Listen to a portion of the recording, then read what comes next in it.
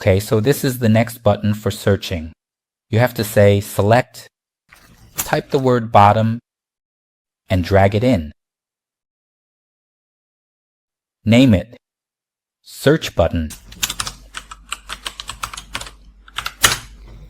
Also, add some text to it here. The text will be set in the text property. Name it search. Once that's done, next we just need to arrange it nicely. You can drag things around to adjust the layout as you like. Here, when it comes to formatting and making things look nice, you can arrange everything however you want. If you really want it to look good, it might take a little time. You can also use the arrow keys on your keyboard up, down, left, right to move things around. Okay, something like this. Then just save it. We finished the top part now, right? Next, we're going to work on this section here. This is the binding, the vector control. The bottom part will be the status. Okay, let's keep adding. Type the word binding. There it is. Now, for the binding vector, just drag it in. It will automatically align itself to the top for us right here.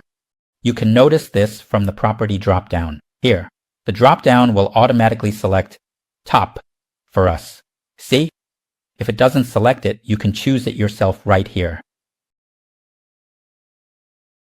So before we go and adjust the properties, let's add a status first. See the status column here? Just type it in and drag it in like this. Then right here, add a label as well, a status label.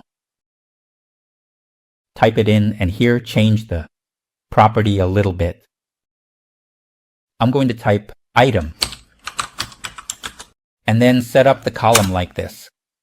What I want here is to show the number of products, like how many rows there are, in other words, to count the number of items.